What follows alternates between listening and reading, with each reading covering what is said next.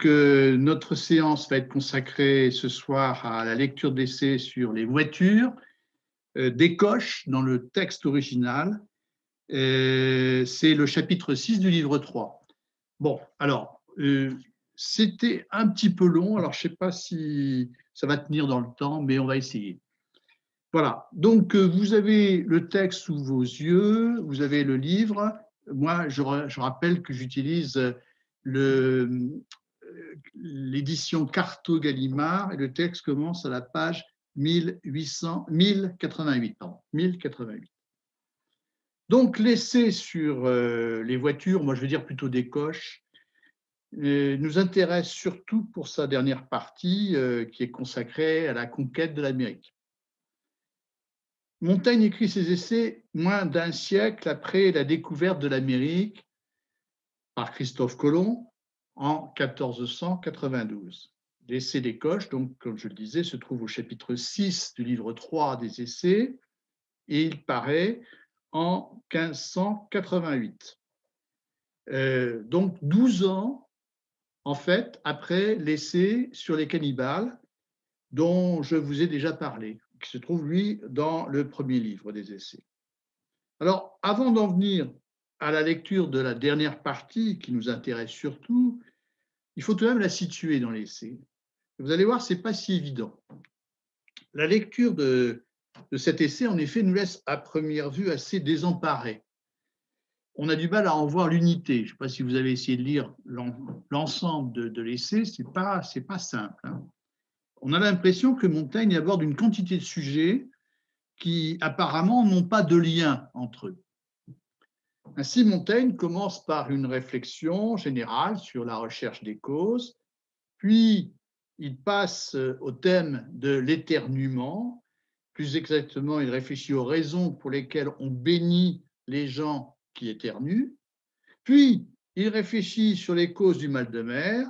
Puis, il aborde le sujet des coches, c'est-à-dire des voitures, que nous utilisons pour nous véhiculer. Puis, il en arrive à une réflexion sur le faste des rois. Alors là, nous sommes au bas de la page 1091. Et là, il critique le culte du paraître et la libéralité excessive dont les rois peuvent faire preuve. Je cite par exemple un extrait. Les sujets d'un prince excessif en don se rendent excessifs en demande. Alors, on a ici affaire à toute une réflexion sur l'exercice du pouvoir. Et puis, des rois, il passe aux empereurs romains, qui donnaient des jeux de cirque pour plaire au peuple et asseoir leur pouvoir. Mais en évoquant les jeux du cirque, Montaigne aborde un autre aspect. Ces jeux manifestent une ingéniosité, une invention, une nouveauté qui suscite admiration. Et Montaigne écrit, page 1098, je cite, « Jusque dans ces vanités, nous découvrons combien ces siècles, il parle ici de l'époque romaine, étaient fertiles d'autres esprits que ne sont les autres. » Je reprends l'ensemble de la formule. Jusque dans ces vanités, nous découvrons combien ces siècles étaient fertiles d'autres esprits que ne sont les nôtres. Et il ajoute, il en va de cette sorte de fertilité comme il en va de toutes les autres productions de la nature. Alors, c'est à partir de là, à partir de ce moment, qu'on commence à comprendre ce qui fait l'unité du chapitre, malgré le décousu apparent. Mais il est vrai que cette unité n'est pas facile à saisir si on ne voit pas, surtout, que Montaigne se réfère à la philosophie de la nature, qui est celle d'Épicure et de son disciple Lucrèce, qu'il cite d'ailleurs très souvent dans ses essais et qu'il cite à plusieurs occasions dans cet essai, à commencer par le début du texte. Alors, sans m'appesantir sur la lecture de tous les développements qui, dans l'essai, précèdent la partie consacrée à la conquête du Nouveau Monde, je voudrais tout de même rapidement essayer de montrer son fil directeur. Alors, comme je le disais, Montaigne cite un extrait du De Natura Rerum de Lucrèce, du poète latin et philosophe Lucrèce, au début de son essai. Ça a l'air comme ça anodin, si on ne connaît pas, d'ailleurs, on ne voit pas trop bien ce que ça veut dire. Je cite, « Il ne suffit pas de signaler une seule cause, il faut en énumérer plusieurs, dont une seule, pourtant, sera la vraie. C'est au début de l'essai. Alors ici, Montaigne fait référence à la théorie épicurienne des causes multiples à travers cette citation de Lucrèce. Alors, je présente brièvement cette théorie pour situer les choses. Et je pourrais ainsi montrer comment cette théorie va s'appliquer à l'exemple du mal de mer qui est utilisé par Montaigne. Pour Épicure, et donc pour Lucrèce également, son disciple, un phénomène particulier, alors ça peut être une éclipse, ça peut être un coup de tonnerre, donc un phénomène particulier s'explique par une cause entre plusieurs sans qu'on puisse savoir laquelle. Et Épicure distingue deux types de phénomènes. Des phénomènes réguliers, comme les phénomènes célestes, les éclipses par exemple, et puis donc ces phénomènes sont réguliers parce qu'ils se produisent toujours de la même façon dans notre monde, mais on peut supposer que dans un autre monde, eh bien, ils auraient une autre cause. Alors, il faut donc distinguer ces phénomènes réguliers des phénomènes irréguliers, comme c'est le cas des phénomènes de l'atmosphère ou des phénomènes souterrains, comme c'est le cas par exemple du coup de tonnerre. Ces phénomènes irréguliers se produisent tantôt d'une façon, tantôt d'une autre, et ils sont dus tantôt à une cause, tantôt à une autre. Ainsi, par exemple, il n'y a qu'une cause pour ce coup de tonnerre que j'entends maintenant, mais le coup de tonnerre qui vient après peut être dû à une autre cause. Et d'ailleurs, dans son poème De Natura Rerum, Lucrèce propose 9 explications du tonnerre, 9 causes possibles. Alors, ceci étant dit, Montaigne, justement, va aborder l'explication du mal de mer, qui se trouve au début de l'essai, selon la même approche. Le mal de mer est un phénomène irrégulier, comme le coup de tonnerre pour Lucrèce. Alors, si l'on en croit Plutarque, que cite Montaigne, la cause du mal de mer, c'est la crainte. Que la crainte produise le mal de mer, Montaigne ne le nie pas, mais il nie qu'elle soit la cause unique du mal de mer. Il nie que le mal de mer s'explique dans tous les cas par la crainte. Il montre ainsi que les bêtes, notamment les pourceaux, sont sujets au mal de mer alors qu'ils n'éprouvent pas de crainte. Ils n'ont aucune conscience du danger. Bien plus, il arrive que le mal de mer cesse parfois sous l'effet de la frayeur, comme cela arrive en cas de grande tempête. Et Montaigne en vient ensuite à examiner son propre cas, sa propre nature, qui le dispose assez peu à la crainte. Et pourtant, lui, il est souvent sujet au mal de mer. Alors, quel est l'intérêt de cette réflexion sur les causes du mal de mer? Elle va permettre de montrer que la nature ne procède pas uniformément.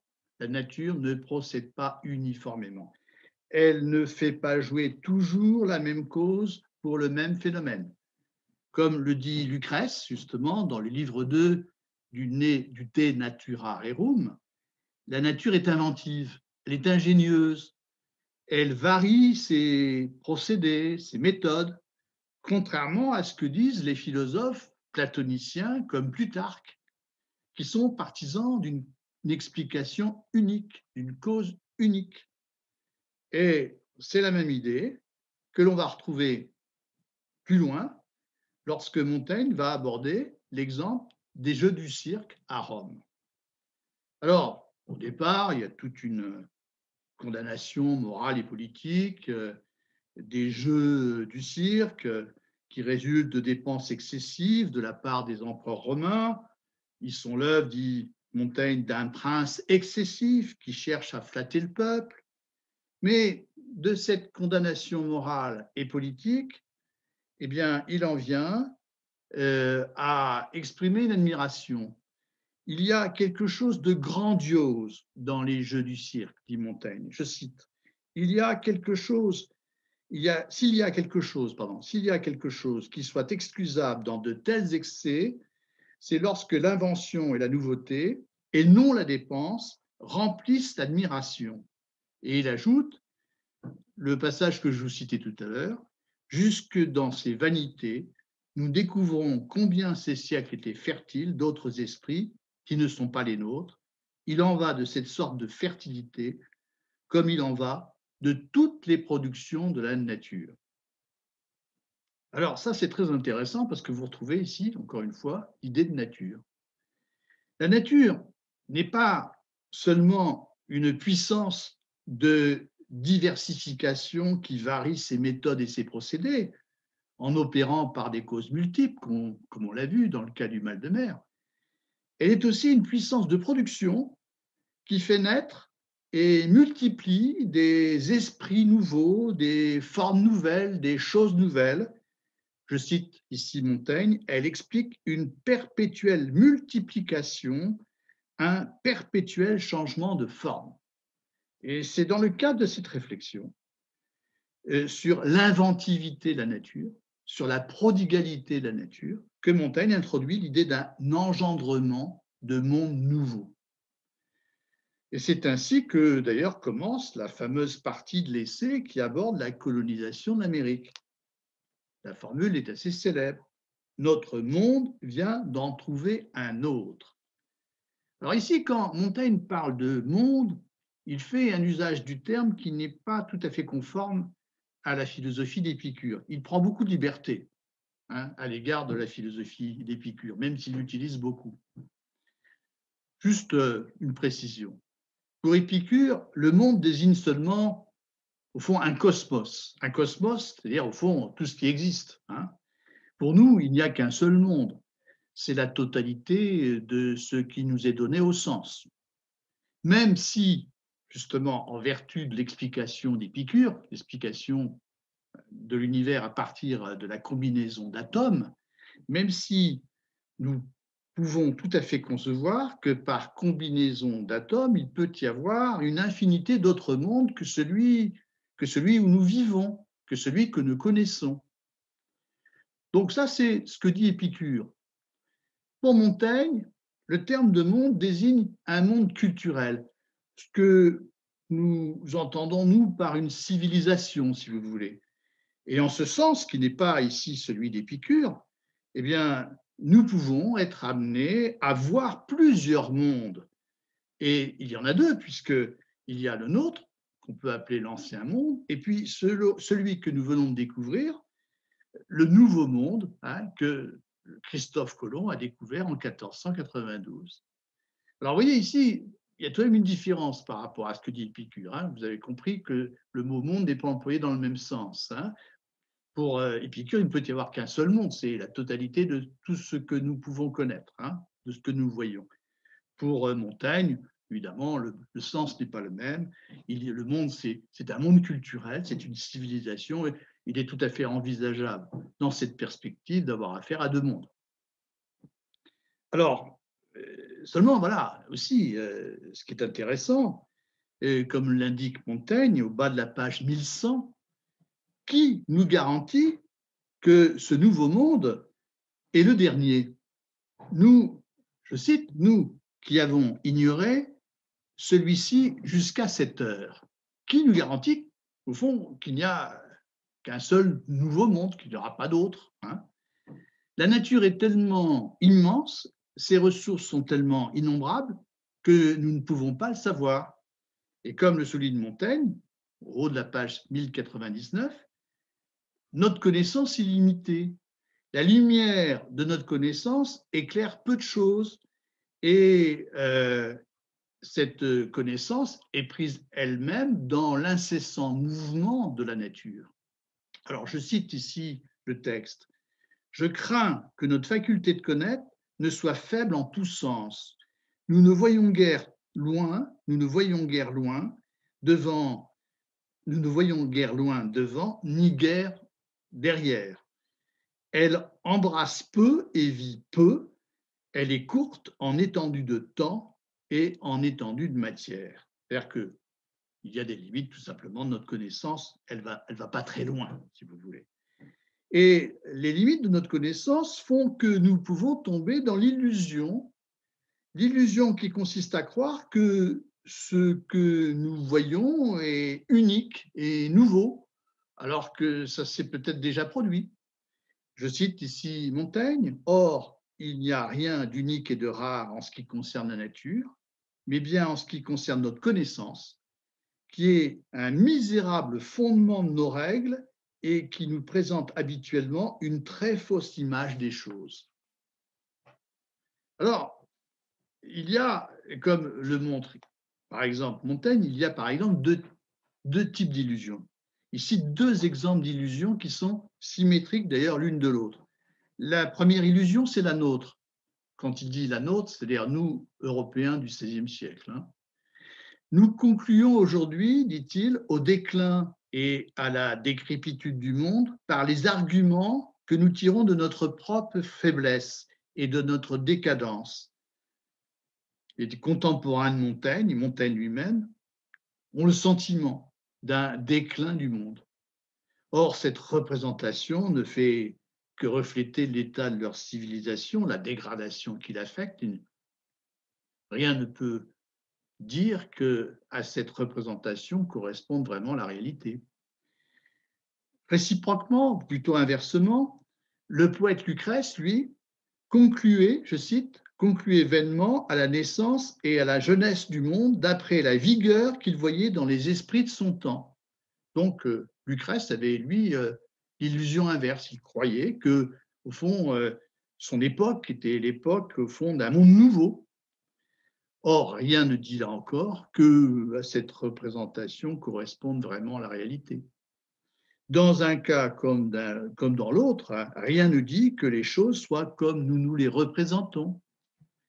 Toutefois, et j'en viens à notre texte, rassurez-vous, à ce passage qui concerne la colonisation, toutefois, si nous avions raison, je cite Montaigne, si nous concluons bien quand nous disons que nous sommes à la fin du monde, et si Lucrèce a raison lui-même concernant la jeunesse de son siècle, alors ici, je cite Montaigne, cet autre monde, c'est-à-dire celui que nous venons de découvrir, eh bien, ne fera qu'entrer dans la lumière quand le nôtre en sortira. C'est-à-dire cet autre monde, finalement, il est au fond comme le monde de Lucrèce, un monde nouveau, un monde jeune, et cet autre monde ne fera qu'entrer dans la lumière, je cite ici Montaigne, il ne fera qu'entrer dans la lumière quand le nôtre en sortira.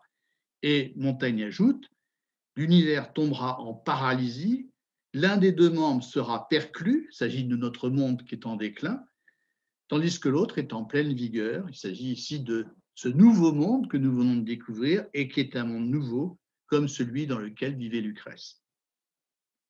Voilà, si vous voulez, tout ce qui précède notre texte, si vous voulez. Alors, je suis désolé, c'est pas toujours si facile que ça à suivre. Il faut se familiariser avec tout cela. Mais bon, les choses vont tout de même se simplifier ensuite. Malheureusement, et c'est là la crainte de Montaigne, il se peut que la rencontre des deux mondes, de l'ancien monde, notre monde, que nous vivons comme un monde en déclin, et puis le nouveau monde, c'est-à-dire l'Amérique que nous venons de découvrir, la crainte de Montaigne, c'est que cette rencontre des deux mondes aboutisse à la destruction du deuxième par le premier, c'est-à-dire du nouveau monde par l'ancien monde. C'est ça sa crainte, c'est ça la crainte qu'il formule au début de notre passage.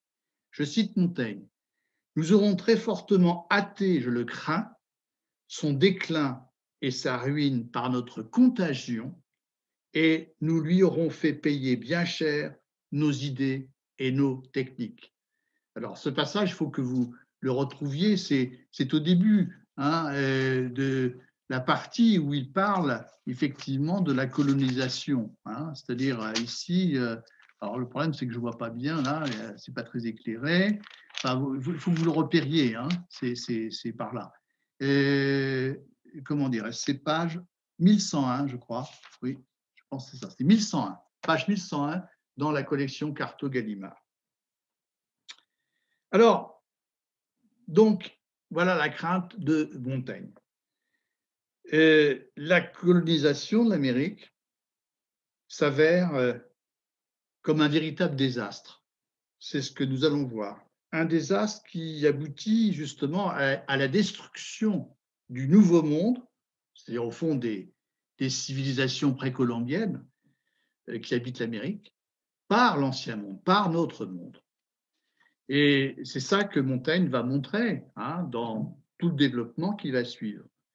Alors, cette partie consacrée donc à la colonisation d'Amérique, elle se décompose elle-même en deux parties, si vous voulez. On peut discerner deux étapes dans cette dernière partie qui traite de la colonisation de l'Amérique. Alors, je présente un peu le plan, si vous voulez. D'abord, il montre ce qu'elle a été. Il montre ce qu'a été la colonisation. Et il établit à ce propos une comparaison entre les peuples du Nouveau Monde et nous. Et cette comparaison est totalement à notre désavantage. Alors, vous aurez remarqué que Montaigne utilise souvent le pronom « nous » pour désigner les peuples de l'Ancien Monde, pour désigner l'Europe en fait, de manière générale. Et il ne parle pas particulièrement des Espagnols, sauf à la fin, quand il va donner des exemples historiques. Pourquoi? Parce qu'au fond, ce ne sont pas seulement les Espagnols qui doivent être visés ici, ce sont les Européens. Et au fond, les Espagnols ne sont en quelque sorte que des envoyés de l'Ancien Monde. Puis, donc, après avoir montré ce qu'était la colonisation, Montaigne montre ensuite ce qu'elle aurait pu être. Ce qu'elle aurait pu être si elle avait été faite sous l'autorité de l'empereur Alexandre de Macédoine, et aussi sous celle des anciens Grecs et des anciens Romains. C'est-à-dire ici, Montaigne rêve d'une rencontre entre les anciens, les sages de l'Antiquité, si vous voulez, avec les habitants du Nouveau Monde, pour montrer en quoi la colonisation aurait pu être féconde, en devenant en quelque sorte une œuvre pédagogique où les anciens ou les hommes de l'Antiquité auraient permis, au fond, aux jeunes peuples du monde nouveau de développer ces facultés. Alors la comparaison entre l'attitude supposée des anciens à l'égard des peuples sauvages et puis l'attitude des Européens au XVIe siècle à l'égard de ces mêmes sauvages, eh bien cette comparaison est encore à notre désavantage. Enfin, il y a une dernière partie, et là on sera plus bref concernant cette dernière partie, où Montaigne aborde ce qu'a été concrètement la conquête espagnole. Et il illustre ici l'analyse précédente par des exemples historiques. Et au moment où Montaigne rédige son essai en 1588, la conquête espagnole est terminée depuis environ 40 ans. Alors il en a connaissance à travers le livre de celui qui fut le chroniqueur attitré de Cortés, qui était le conquérant du Mexique. Il s'agit de l'histoire générale des Indes qui a été écrite par Lopez de Gomara. C'est là, au fond, la source principale de Montaigne. Alors, voilà que j'ai présenté le plan. Maintenant, si vous voulez, abordons la première partie. Alors, je repars de la citation que j'ai faite tout à l'heure. Je crois qu'il faut bien l'avoir en tête. Nous aurons très fortement hâté, je le crains, son déclin et sa ruine, c'est-à-dire le déclin et la ruine du Nouveau Monde, par notre contagion, et nous lui aurons fait payer très cher nos idées et nos techniques. C'était un monde enfant. Vous voyez, j'ai ajouté cette formule. C'était un monde enfant. Alors, que veut dire ici Montaigne en parlant d'un monde enfant? Sortie de son contexte, la formule risque d'être mal comprise. Alors, on serait tenté de dire, à la suite de Lévi-Strauss, le fondateur de l'ethnologie, celui qui a étudié les cultures, vous connaissez ce grand homme, ce grand savant que fut Lévi-Strauss, eh bien, on serait tenté de dire, à la suite de Lévi-Strauss, qu'il n'y a pas de peuple enfant, que tous les peuples sont adultes, au sens où ils ont tous une culture, et que même la culture la plus primitive est une culture adulte. Donc, on serait tenté de reprocher ici à Montaigne une illusion ethnocentrique qui consiste à prêter aux Indiens d'Amérique l'ignorance et l'innocence des enfants. hein, c'est une illusion ethnocentrique assez courante. Et au fond, Montaigne en aurait été en quelque sorte la victime. Alors, cette critique n'est pas vraiment fausse, si vous voulez, mais elle risque de nous faire passer, elle risque de nous faire passer à côté de l'originalité du propos de Montaigne. D'abord, c'est une critique qui relève un peu d'un anachronisme. Montaigne ne pense pas comme un ethnologue de la fin du XIXe siècle ou du XXe siècle. Il ne parle pas des cultures, il ne parle pas de la diversité des cultures, il parle de la diversité des usages, de la diversité des coutumes, mais il ne conçoit pas la notion de culture comme vont l'élaborer effectivement les sciences sociales, les sciences humaines à partir du XIXe siècle. Bon, ça c'est une première chose. Et quand il utilise les termes de sauvage, on l'a déjà vu dans l'essai sur les cannibales, et quand il parle ici du monde enfant, ces termes n'ont rien de péjoratif, absolument rien de péjoratif. Il n'y a là aucune condescendance paternaliste. Le nouveau monde est enfant, comme l'était par exemple pour Lucrèce son propre siècle, je recite ce que j'avais tout à l'heure cité, qui concluait à sa jeunesse d'après la vigueur qu'il voyait dans les esprits de son temps. C'est-à-dire, au fond, l'enfance et la jeunesse se caractérisent ici essentiellement par la vigueur, par, au fond, l'inventivité, voyez, par la capacité d'inventer. C'est ça qu'il va falloir bien retenir. En outre, Montaigne est parfaitement conscient ici de l'usage ethnocentrique, même s'il n'emploie pas le mot, hein, il est parfaitement conscient de l'usage ethnocentrique et condescendant que les Européens font parfois du terme d'enfant lorsqu'ils parlent des Indiens d'Amérique. Il sait très bien que les Européens parlent souvent des Indiens d'Amérique comme d'enfants qui sont stupides.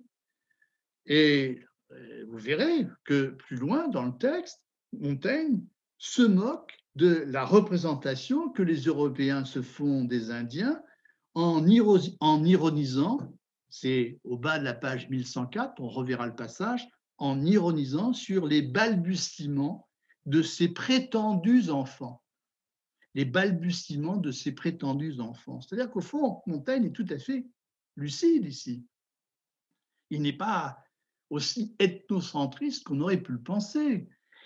Il faut ici distinguer le sens que Montaigne donne au sens du terme d'enfance dans son texte de celui qui relève du préjugé ethnocentrique des Européens lorsqu'ils se représentent les Indiens. Alors, les Indiens sont un monde enfant, non pas au sens où ils sont stupides, mais au sens où ils sont un peuple naturel, un peuple sauvage. C'est ça qu'il va falloir comprendre. C'est-à-dire un peuple ancré dans la nature, qui se contente d'en recueillir les fruits, sans avoir besoin de la transformer, sans avoir besoin de l'exploiter. C'est un peuple, et c'est ce que dira d'ailleurs, c'est ce que diront les Indiens lorsqu'ils répondront aux Espagnols, hein, plus tard, enfin c'est dans un autre passage qui se trouve plus loin, c'est un peuple dont le seul souci, comme il le déclare aux conquérants espagnols, c'est page 1104, dont le seul souci, je cite, est de passer leur vie heureusement et agréablement. Et ici, encore une fois, Montaigne se réfère à la philosophie d'Épicure. D'ailleurs, Épicure disait qu'il fallait distinguer plusieurs sortes de désirs, les désirs naturels et surtout les désirs naturels des désirs vains. Au fond, on pourrait dire ici que les Indiens, les Amérindiens, se contentent de satisfaire des désirs naturels. Ils se contentent d'un mode de vie frugal. Ils ne sont pas esclaves des désirs vains qui sont les désirs des hommes civilisés, qui courent après la conquête de l'or, qui ne cessent de vouloir accumuler des richesses, vous voyez, qui finalement sont totalement aliénés. Vous voyez. Un peuple enfant est un peuple, comme le dit ici le texte, hein, page 1101, c'est un peuple qui vit, je cite, tout nu dans le giron de sa mère nourricière et ne vit que par les moyens qu'elle lui fournit. La meilleure nourricière, bien sûr, c'est la nature. Donc, il s'agit là d'un monde frugal. Et il est neuf au sens où il est sain, où il a une grande vigueur, il est en pleine possession de ses forces, il est capable de croître et de se développer tout seul, sans l'aide d'aucun artifice, sans l'aide d'aucun artifice. C'est-à-dire que le peuple enfant ne connaît pas ces artifices, ces produits de la civilisation que sont par exemple ici l'alphabet. Je cite encore Montaigne. Il ne connaît ni lettres, ni poids, ni mesure, ni vêtements, ni céréales, ni vignes. Tous les objets que j'ai cités, ce sont des artifices. Ce sont les produits d'un travail, ou ce sont les produits élaborés par la culture intellectuelle, si vous voulez. Eh bien, le peuple enfant que désigne ici Montaigne est un peuple qui n'a aucunement besoin de ces artifices et peut parfaitement s'en passer. Il vit simplement en accord avec la nature. Alors, la colonisation aurait pu, si je suis Montaigne, elle aurait pu contribuer au développement des capacités des hommes, des peuples du Nouveau Monde. Et c'est ce qui se serait produit si les hommes de l'Ancien Monde, si les Européens avaient fait œuvre de pédagogie en stimulant ces capacités par un enseignement, par une éducation. Mais ce n'est pas du tout ce qu'ils ont fait.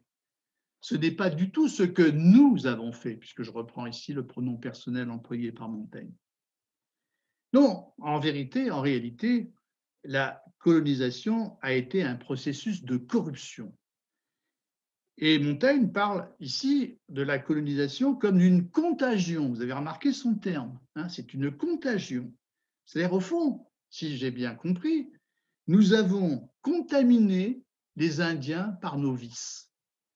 Nous avons détruit ainsi chez eux ce qu'ils avaient d'enfant, c'est-à-dire de vigoureux, justement, de vigoureux, de créatif, d'inventif, ce qu'il y avait en eux de prodigalité. Et vous noterez que Montaigne s'exprime ici à l'imparfait. Il écrit, c'était un monde enfant. C'est-à-dire ici, désormais, c'est trop tard. Le mal a été fait.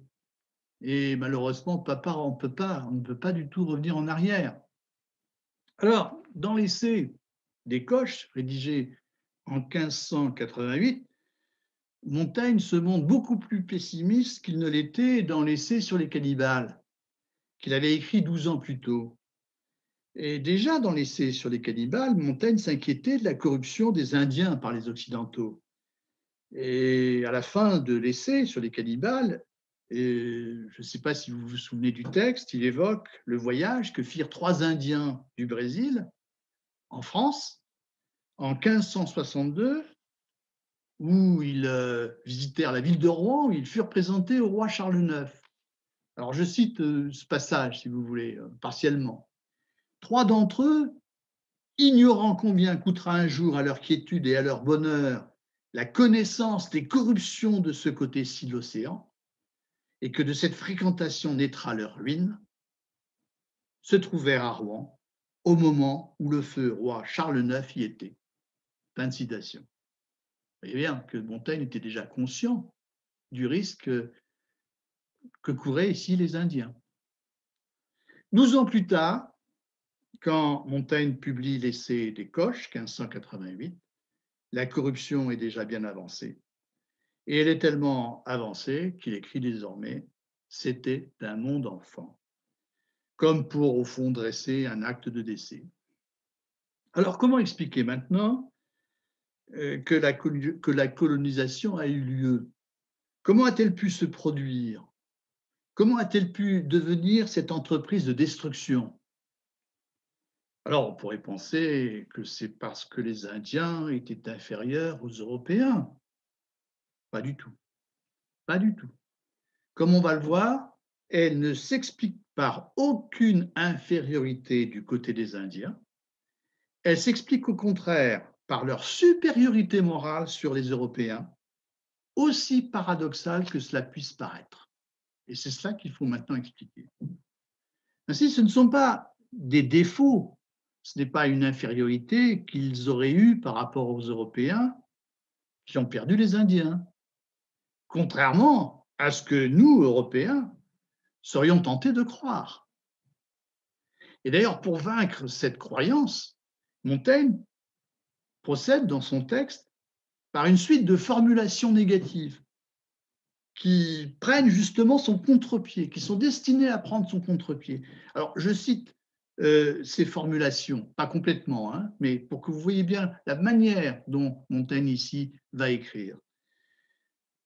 La plupart, je cite, hein, la plupart de leurs réponses, il parle des réponses des Indiens, la plupart de leurs réponses et des négociations faites avec eux montraient que ces hommes ne nous étaient nullement inférieurs en clarté d'esprit naturelle et en justesse d'esprit. Plus loin, la merveilleuse magnificence des villes de Cusco et de Mexico, je vais à la fin, montre qu'ils ne nous étaient pas non plus inférieurs en habileté. Vous voyez, à chaque fois, vous avez une formulation négative. Non, ils ne nous étaient pas inférieurs. Ainsi, les Indiens, d'abord, n'étaient pas inférieurs aux Européens sur le plan d'intelligence. Et d'ailleurs, on aura l'occasion de vérifier en voyant comment ils répondent aux conquérants espagnols qui prétendent être les propriétaires de leurs terres. Hein. Vous verrez qu'ils font preuve de beaucoup de bon sens et de perspicacité. Ils ne sont pas non plus inférieurs aux Européens sur le plan de l'habileté, puisqu'ils sont capables de produire des villes magnifiques et des ouvrages exceptionnels, comme un jardin d'or. Mais, à la différence des hommes de l'Ancien Monde, à la différence des Européens, ils ne fabriquent pas ces ouvrages pour une utilité économique, pour accroître la production, pour accroître les richesses, mais seulement pour l'apparat et la magnificence, c'est-à-dire d'une manière au fond assez voisine de celle des Romains, qui inventaient les jeux de cirque. Alors, si les Indiens ont été vaincus par les Européens, ce n'est donc pas en raison d'une quelconque infériorité, mais c'est paradoxalement en raison de leur supériorité morale dont les Européens ont su et ont pu tirer avantage. Je cite le texte. Mais en ce qui concerne la dévotion, l'observance des lois, la bonté, la libéralité, la franchise, il a été très utile pour nous de ne pas en avoir autant qu'eux. Ils ont été perdus par cet avantage et se sont vendus et trahis eux-mêmes. Voilà, ça c'est vraiment un passage très important.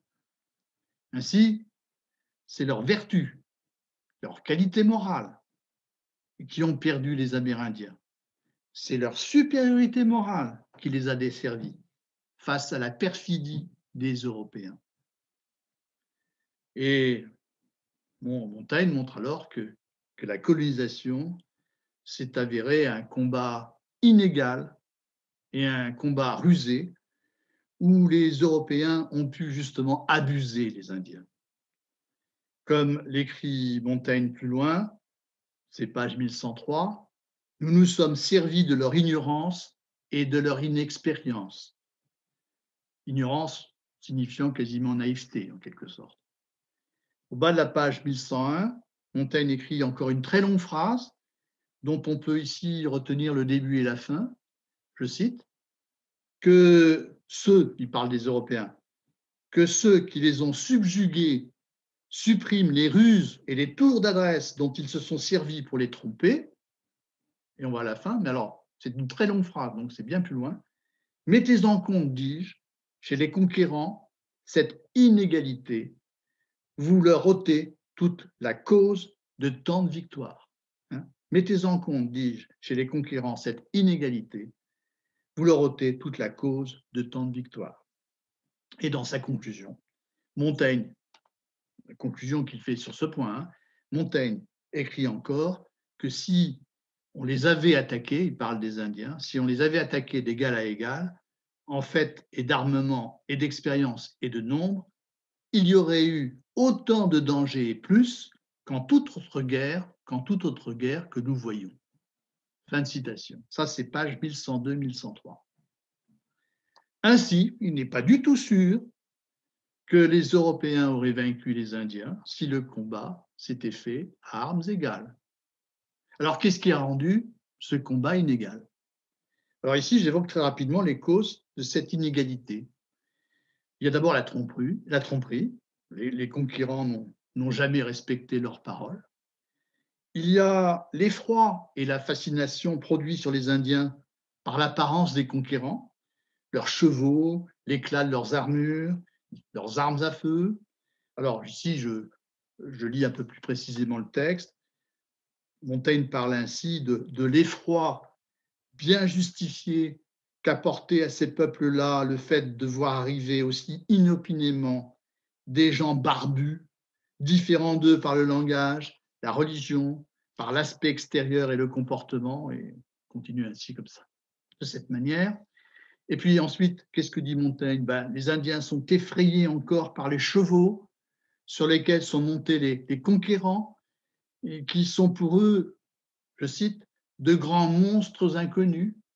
Les Indiens n'avaient jamais vu de chevaux. Quand ils voient des chevaux, ils sont absolument effrayés par ces grands monstres inconnus. Ils sont fascinés par leur armure qui leur apparaît, je cite, comme une peau luisante et dure. Et ils sont aussi fascinés par l'éclat, le scintillement de leurs épées. Ils sont aussi encore fascinés, effrayés, alors je cite, par les foudres et les tonnerres de nos pièces d'artillerie et de nos arquebuses, capables de troubler César lui-même. Alors là, c'est quand même très important. Ces armes qui crachent du feu et font du bruit, comme la foudre, comme le tonnerre, eh bien, apparaissent aux Indiens comme des puissances surnaturelles. César lui-même, dit Montaigne, César lui-même, qui fut le grand chef des armées romaines, aurait été troublé, il aurait été impressionné s'il avait vu pour la première fois de telles armes. Alors, vous voyez que ainsi, c'est l'effet produit sur l'imagination des Indiens par toutes ces apparences, par toutes ces armes sophistiquées qui les conduit déjà à s'incliner en quelque sorte face aux Européens, sans que ceux-ci aient à faire preuve d'un véritable courage. Et puis ensuite, il faut aussi ajouter que les armes à feu transforment totalement les conditions du combat. Elles donnent un avantage considérable aux conquérants en leur permettant de tuer à distance leurs ennemis sans avoir à s'exposer directement dans un corps à corps, sans avoir vraiment à combattre. Alors d'un côté, vous avez des conquérants protégés par une armure de métal et munis d'armes à feu, et puis de l'autre, comme dit Montaigne, vous avez des peuples nus, sans protection, je cite, sans autres armes, tout au plus que des arcs, des pierres, des bâtons et des boucliers de bois. Enfin, ces peuples sont surpris par leur naïveté et aussi leur curiosité. D'abord, ils ne peuvent pas imaginer les mensonges et la perfidie des conquérants. Ils se laissent prendre par l'apparence d'amitié et de bonne foi, je cite, que leur manifestent les Européens pour les séduire. Mais c'est ça qui est aussi très intéressant, qu'on risque de ne pas assez remarquer, et je crois qu'il faut le souligner, les Indiens sont aussi victimes de leur curiosité, c'est-à-dire de leur désir de nouveauté, de leur attrait pour la nouveauté.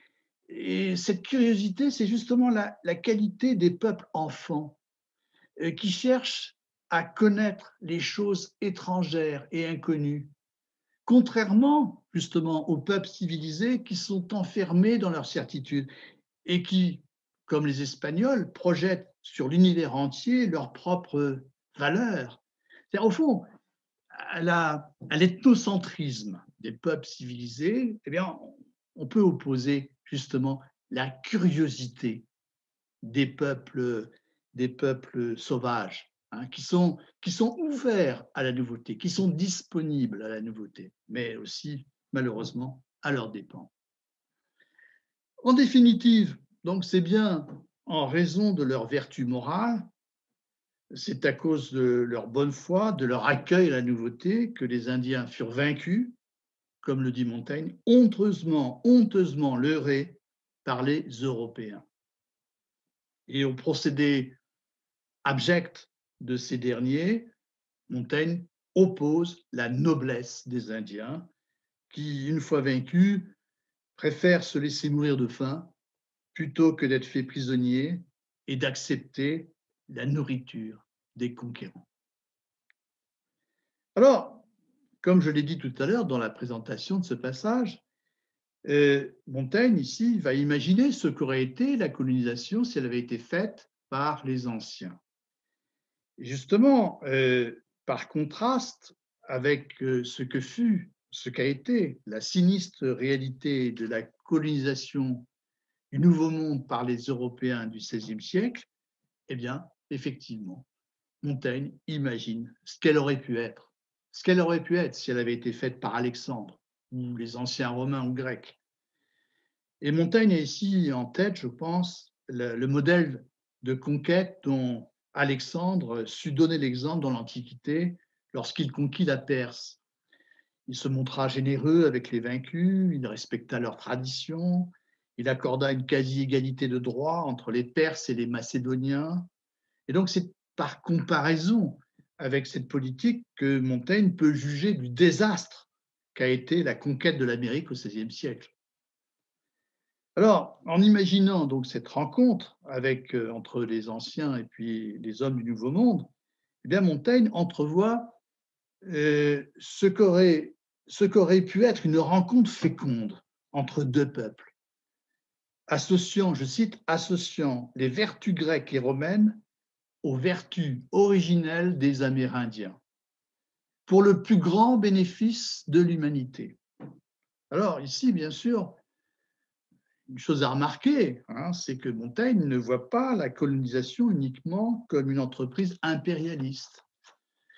Elle est pour lui une bonne chose si elle permet de rapprocher les peuples, si elle établit, comme il l'écrit, une alliance fraternelle, si elle est une œuvre pédagogique par laquelle un peuple ancien peut éduquer un peuple sauvage.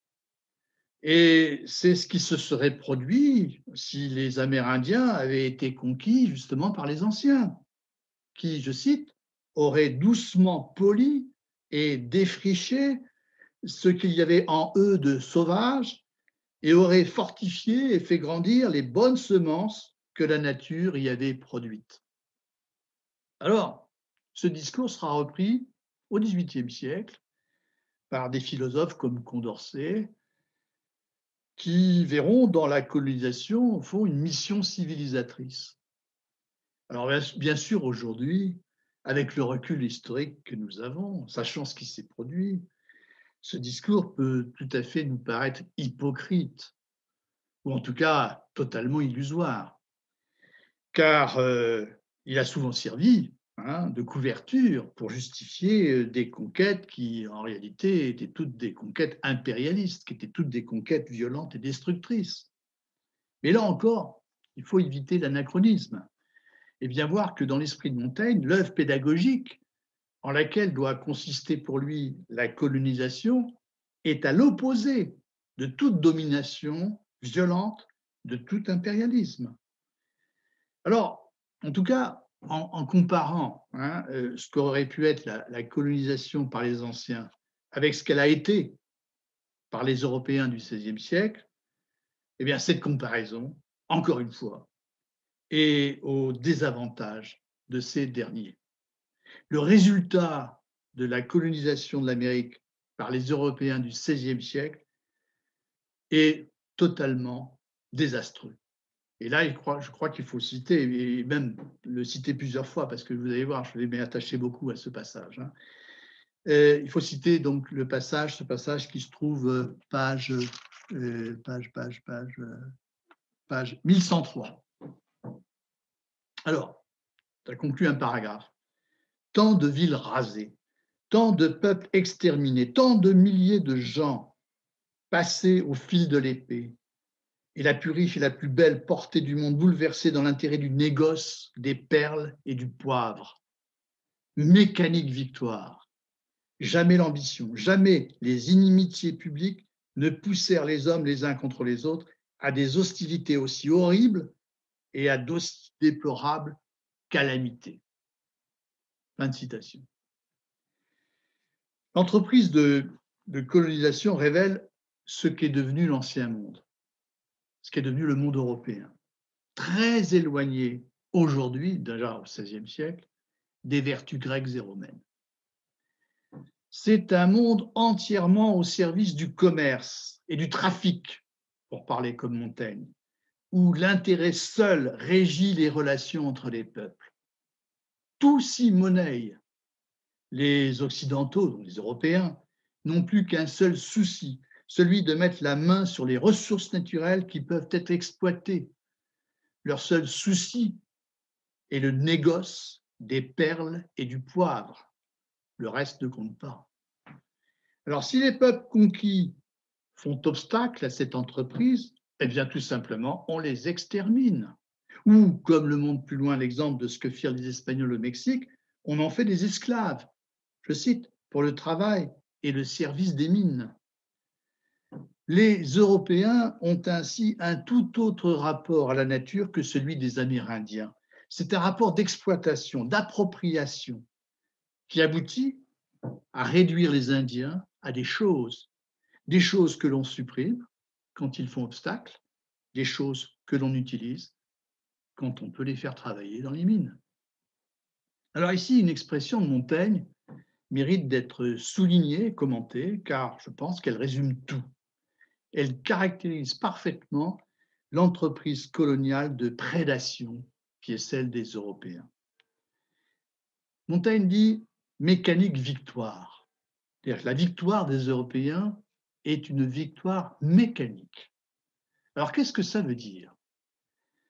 Elle est mécanique pas seulement parce que, comme on l'a vu, elle se fait avec des armes sophistiquées, qui évitent tout affrontement réel, tout corps à corps avec l'ennemi, mais mécanique aussi parce qu'elle procède d'une logique économique dont les conséquences meurtrières vont beaucoup plus loin que ce que les passions humaines les plus violentes ont jamais pu produire à elles seules. Et je reprends la phrase qui vient après. Jamais l'ambition, jamais les inimitiés publiques ne poussèrent les hommes les uns contre les autres à des hostilités aussi horribles et à d'aussi déplorables calamités. Donc jamais les passions humaines, comme l'ambition, comme la haine, n'ont pu produire une horreur aussi grande que celle qui résulte du commerce et du trafic. Ces passions, en effet, peuvent être extrêmement violentes, c'est vrai, mais elles sont inconstantes et variables. Leurs excès demeurent passagers. Ils n'ont rien de systématique, si vous voulez. Aussi, ces passions ne peuvent pas avoir l'ampleur d'une entreprise de domination qui obéit à des impératifs économiques, comme la colonisation de l'Amérique. Alors, ici, on peut dire, oui, c'est vrai, que Montaigne pressent l'atrocité des guerres modernes impérialistes qui obéissent au calcul et qui ont quelque chose de systématique, de programmé, de méthodique, de mécanique. Il y a déjà dans la colonisation de l'Amérique une violence froide, une violence calculée, une violence massive qu'on n'avait pas vue jusqu'à présent. Je cite à nouveau, tant de villes rasées, tant de peuples exterminés, tant de millions de gens, pas de milliers, de millions de gens, passés au fil de l'épée, dans l'intérêt du négoce des perles et du poivre. J'en viens à la dernière partie du propos de Montaigne sur la colonisation. Mais ici, je serai beaucoup plus bref. Je pense que l'essentiel se concentre dans la partie que nous venons d'expliquer. Alors ici, il illustre les analyses qu'il vient de faire par des exemples historiques. Et il évoque justement la conquête espagnole.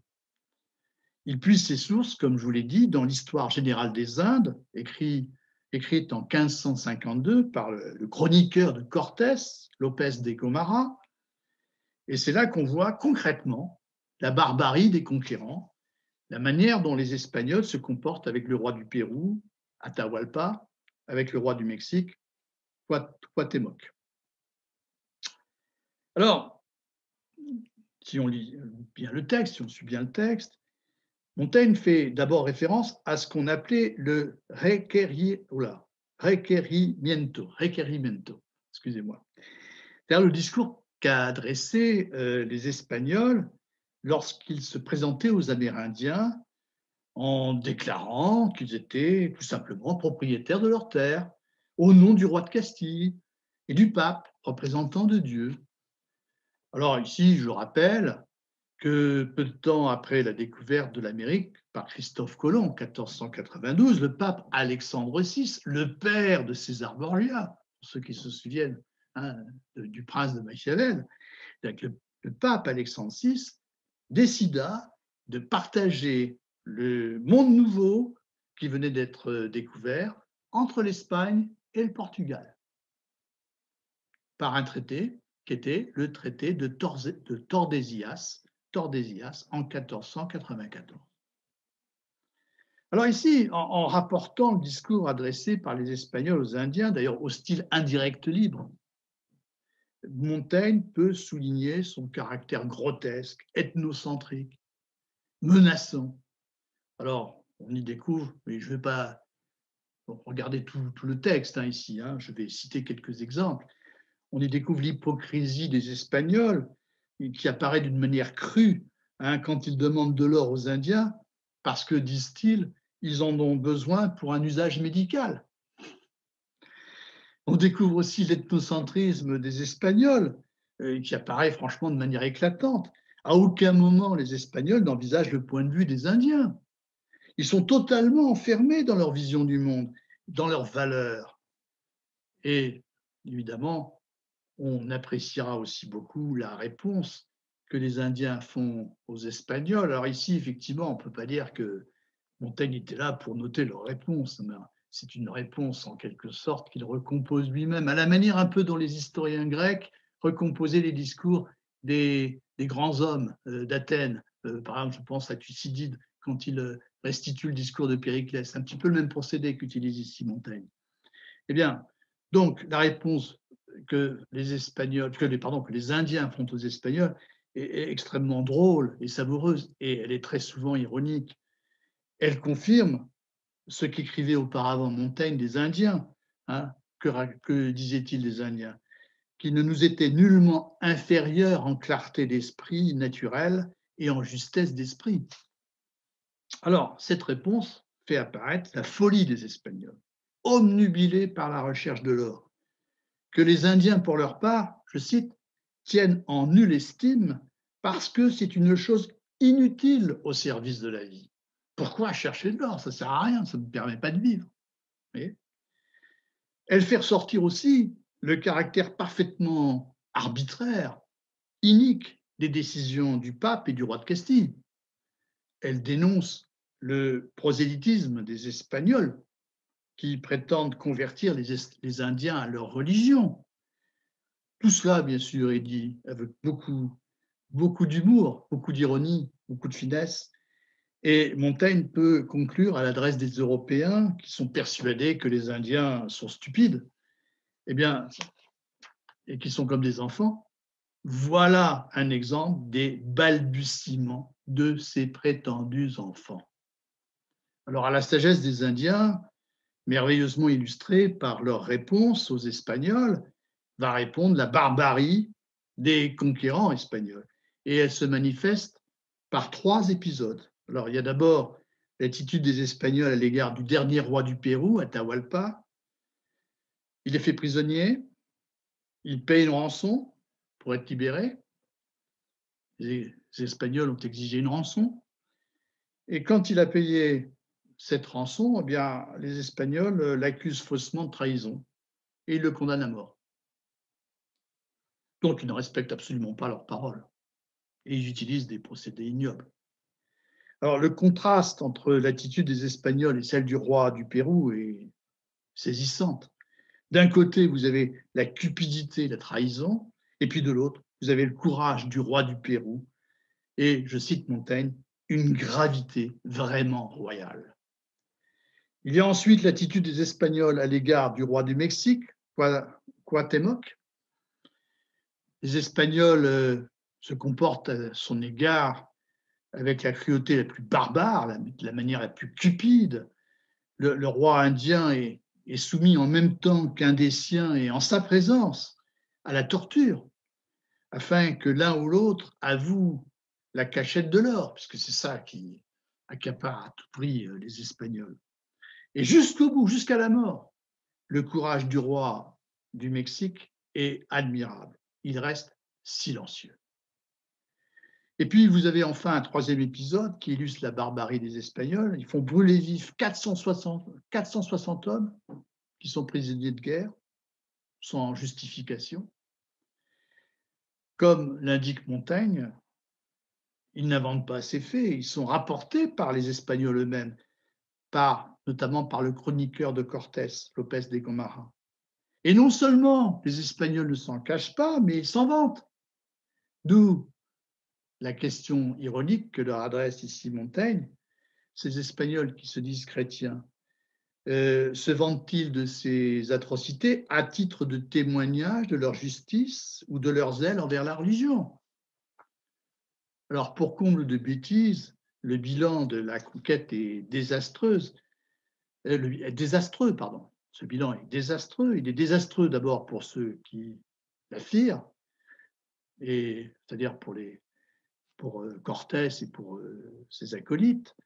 Tout se passe ici comme s'ils avaient été punis par la providence divine. Je cite Montaigne. Dieu a justement, Moïse dit ça bien sûr avec ironie, Dieu a justement permis que ces grands pillages aient été ou engloutis par la mer au cours de leur transport ou perdus par leurs conquérants du fait des guerres intestines au cours desquelles ils se sont dévorés entre eux et où la plupart furent enterrés sur les lieux sans tirer aucun profit de leur victoire.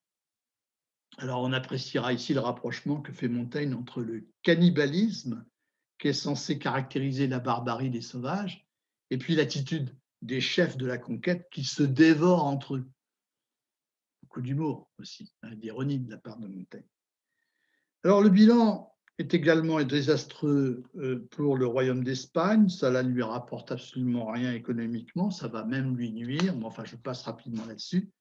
Je termine cette lecture par 3 remarques concernant chacun des 3 derniers paragraphes de l'essai.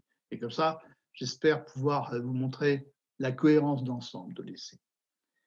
Première remarque, Montaigne évoque au bas de la page 1107 le mythe aztèque, le mythe mexicain, de la destinée, qui l'intéresse beaucoup, puisqu'il prend le soin d'en faire un exposé. Il l'expose.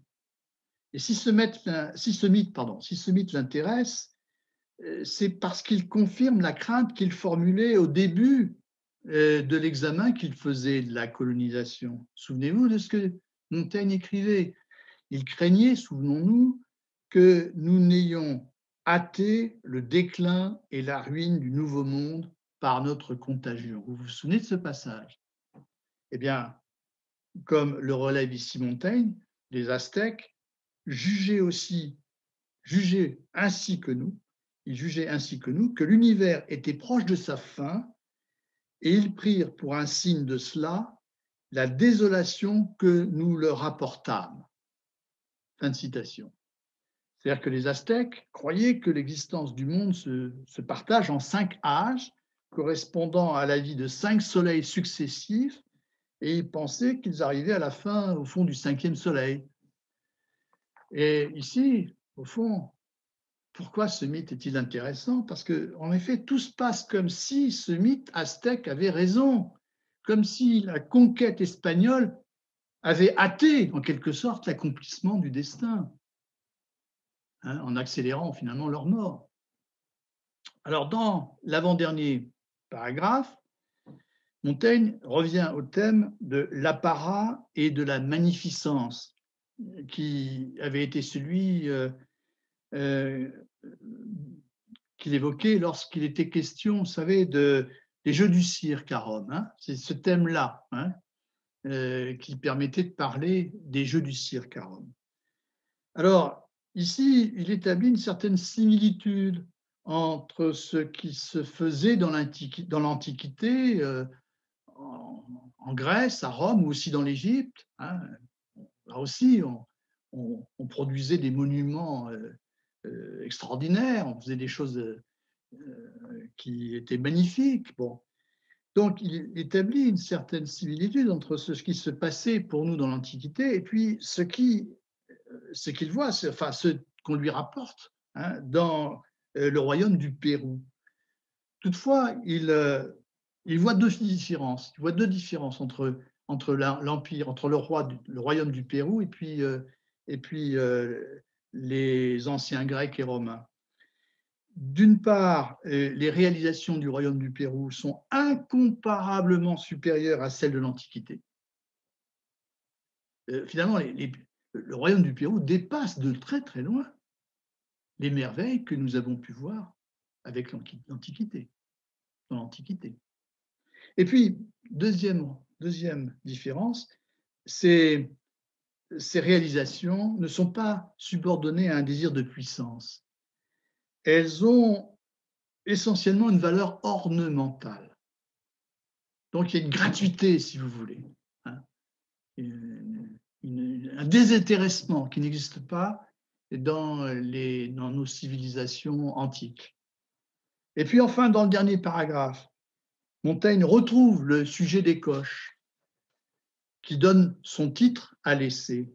Alors vous me direz, mais pourquoi? Pourquoi ce titre? Pourquoi les coches? Sans doute, parce que le déplacement en coche, le déplacement en voiture, donne le sentiment de l'instabilité universelle du monde.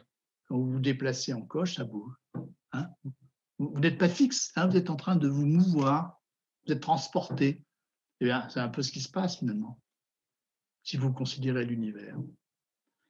Et vous aurez noté que Montaigne évoque la chute du dernier roi du Pérou, Atahualpa, qui était porté et véhiculé sur des brancards d'or. Alors ici, sa chute montre que, au fond, le plus grand des empires, hein, l'empire Inca, peut se trouver brutalement précipité au sol. Que les plus grandes choses, en quelque sorte, peuvent être brutalement anéanties. Mais j'ajouterai une remarque qui permettra de rapprocher l'exemple de cette chute d'Atahualpa avec la fin de l'Empire aztèque que nous avons précédemment évoqué. Pour que la chute d'Atahualpa ait lieu, il faut qu'un cavalier qui est monté à cheval, enfin un homme qui est monté à cheval, un cavalier évidemment, il faut qu'un cavalier le précipite à terre. Hein. C'est comme ça que Atahualpa va tomber. Bon. Eh bien, de la même manière, on peut dire, d'une manière analogue, il faut que les Espagnols aient conquis l'Amérique pour des raisons bassement mercantiles, hein, à seule fin de faire du commerce et du trafic. Il faut, voyez, qu'ils aient eu ce projet pour que le peuple aztèque arrive à sa fin. Et au fond, on pourrait faire une comparaison entre le cavalier qui fait chuter Atahualpa et puis les Espagnols, si vous voulez, qui, en voulant chercher du poivre et des perles, eh bien, conquièrent l'Amérique et font chuter l'empire aztèque. C'est-à-dire ici, quelle est, semble-t-il, la leçon? C'est qu'il y a comme un destin du monde, c'est vrai, peut-être, mais il s'accomplit par des actes, des entreprises qui n'ont rien de surnaturel hein, et qui sont au contraire souvent extrêmement médiocres hein, et sont parfaitement contingentes. Hein. Vous voyez comment l'histoire s'accomplit hein, par l'intervention des Espagnols qui sont assoiffés d'or hein, et puis par comment dirais-je, l'entreprise, par l'intervention de ce cavalier qui fait tomber Atahualpa. Voilà ce que je voulais